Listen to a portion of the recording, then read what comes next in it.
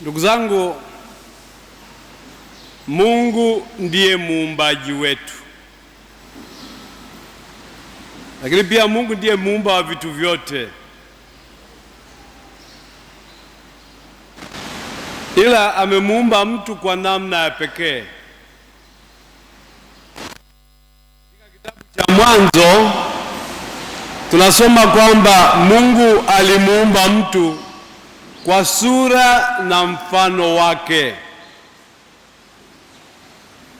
Kwa hiyo mtu ni kioo cha Mungu, ni kielelezo cha Mungu.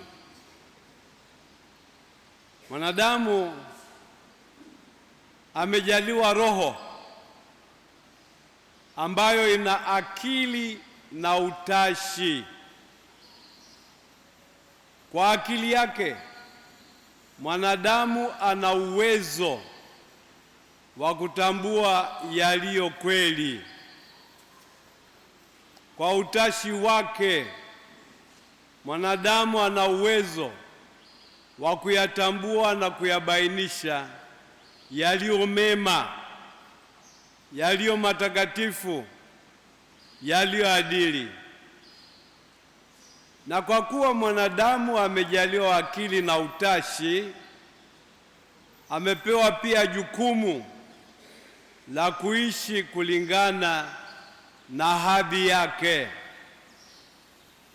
Wewe mwanadamu sio kama mbuzi. Wewe mwanadamu sio kama sungura. Wewe mwanadamu sio kama hivyo vindege vinavyoruka hapo juu na kutumbuiza. Wewe una thamani ya pekee, una wito wa pekee, una hadhi yako. Kwa hiyo unaitwa kuishi kulingana na hadhi yako, na hilo ndilo tulilosikia katika somo la kwanza. Tunaitwa kupambanua mambo na kufanya maamuzi stahiki. Tunaitwa kubainisha kati ya yaliyo mema na yaliyo mabaya, kati ya yaliyo ya kweli na yaliyo ya uongo, kati ya yaliyo ya kihuni na yaliyo ya kiadilifu. Lakini sio tukupambanua na kuishia hapo. Tukisha pambanua, basi tunapaswa kufanya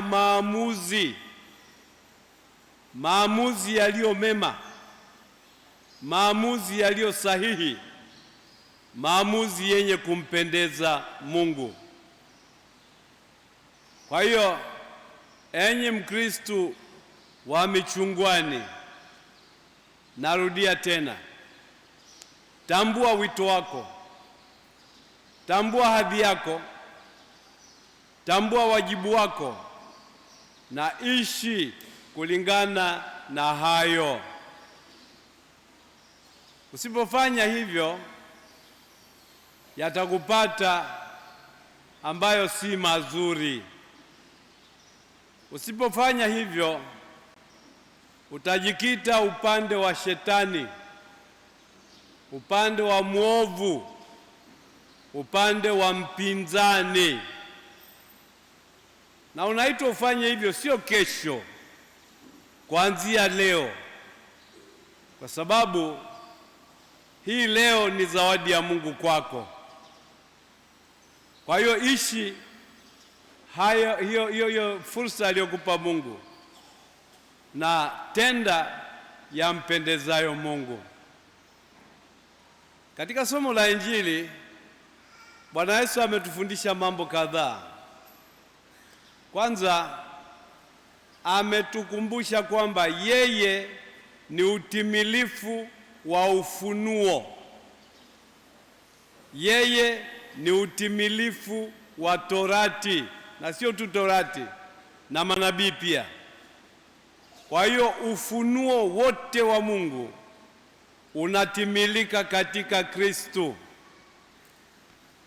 Kwa hiyo kwa kumjua Kristo tunayajua ipasavyo mapenzi ya Mungu. Ondoka kwanza, acha kwanza.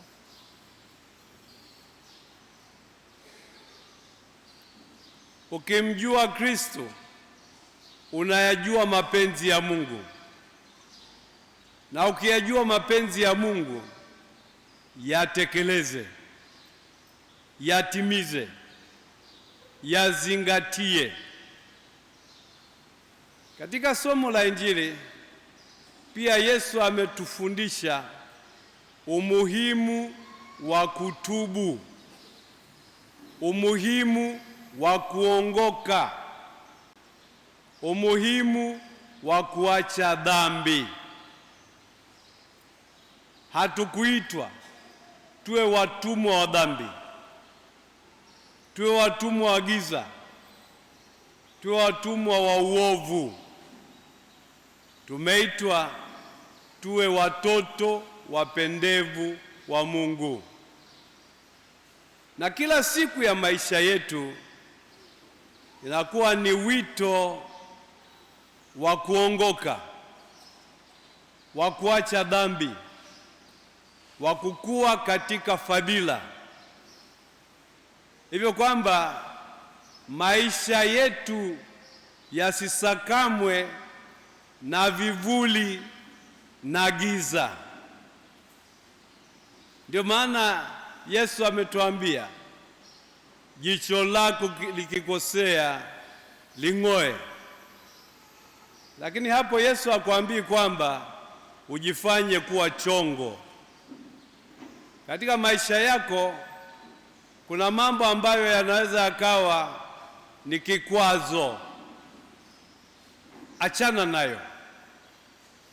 Uko kuachana na makwazo ndiko kung'oa jicho. Kuna mambo ambayo yanakuwa ni makwazo, yanafanana na mguu wako unaokupeleka kwenye maovu. Unapoambiwa ukate mkono au ukate mguu, waambii ujifanye kuwa kiguru. Unaambiwa uache hayo ambayo yanakupeleka kusiko. Uwe mwadilifu, uwe mtu wa Mungu. Na tunakuwa waadilifu na watu wa Mungu kwa kuongoka.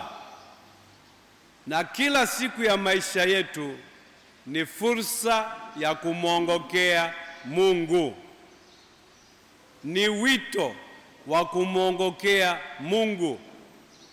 Ni wito wa kuanza upya. Na Yesu amekamilisha Injili ya leo akitufundisha kwamba tuwe wanyofu. Maneno yetu yawe ni maneno yanayojitosheleza, yasiyojipinga wala yasiyotupeleka kwenye njia zisizoadili. Kwa hiyo maneno yetu yawe ni ndio ambayo kwa kweli ni ndio.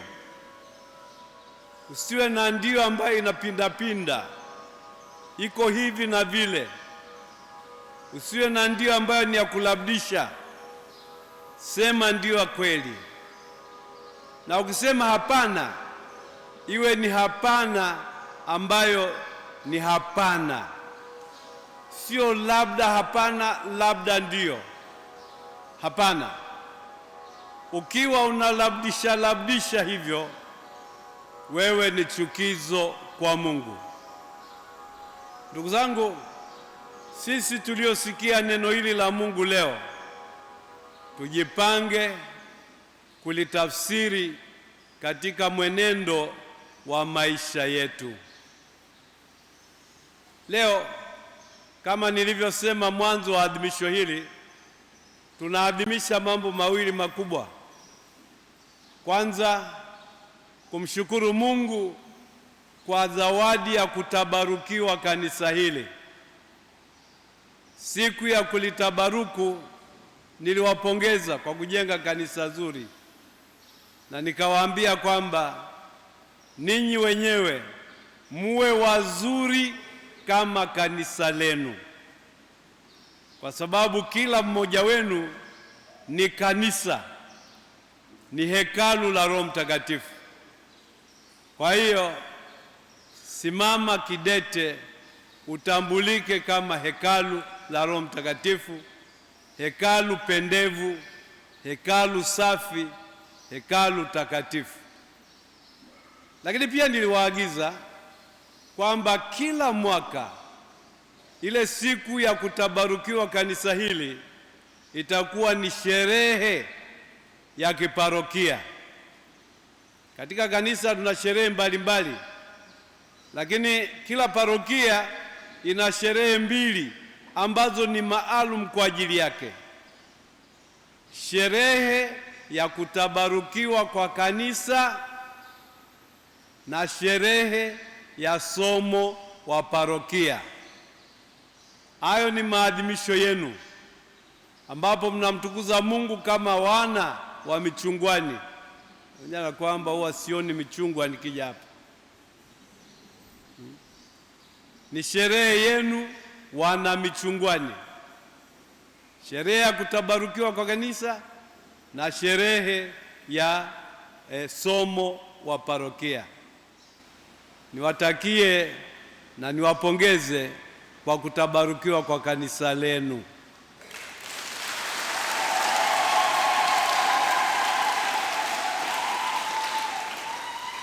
Jambo lingine tunaloadhimisha ni kubarikiwa kwa groto ya Bikira Maria na kanisa la kuabudia.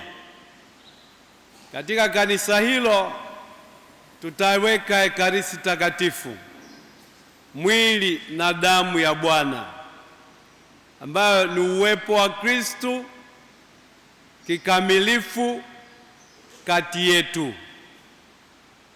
Tunahitaji mahali kama hapo, mahali pa kwenda kujikunyata, mahali pa kwenda kujikabidhi, mahali pa kwenda kuota joto la Kristo, mahali pa kwenda kujikabidhi na kujiaminisha kwake, pamoja na furaha zetu, changamoto zetu, matamanio yetu na matatizo yetu. Tusiyabebe peke yetu, tumkabidhi yeye. Narudia tena kuwapongeza kwa kujenga kanisa la kuabudia.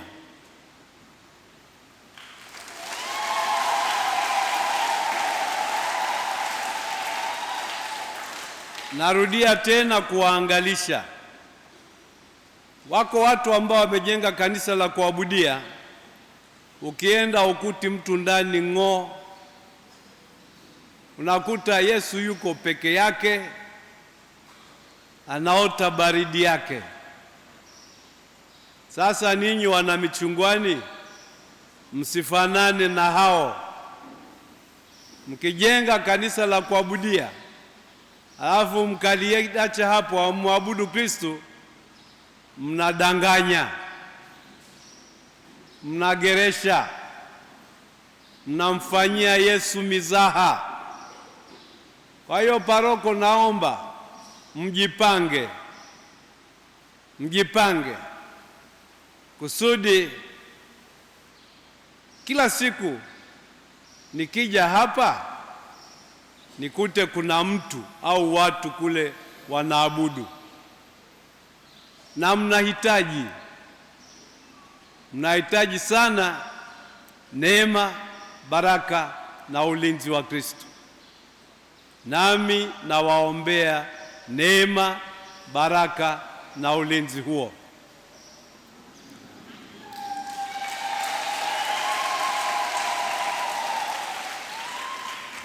Mwisho, leo pia tunalienzi tukio la siku hii kwa kubatiza watoto. Nawapongeza wazazi waliojipanga kuwabatiza watoto wao, lakini nawakumbusha, ubatizo sio mchezo wa kuigiza. Unapombatiza mtoto unafanya yafuatayo. Kwanza, unamshirikisha na kumrithisha imani yako. Kwa hiyo jipange kuwa mfano hai kwake. Jipange pia kumlea huyo mtoto katika imani unayomrithisha. Jipange kumsaidia ajitanabaishe kama mtoto wa Mungu, ajitanabaishe kama ndugu yake Kristo, ajitanabaishe kama hekalu au makazi ya Roho Mtakatifu. Ninapowapongeza hawa wanaobatiza watoto, wale wengine ambao wana watoto na kwa sababu mbalimbali hawajawabatiza, ni washauri wafanye hivyo. Wawaunganishe hao watoto wao na Kristo ambaye ametukomboa kwa mateso, kifo na ufufuko wake. Amani ya Kristo iwe nanyi.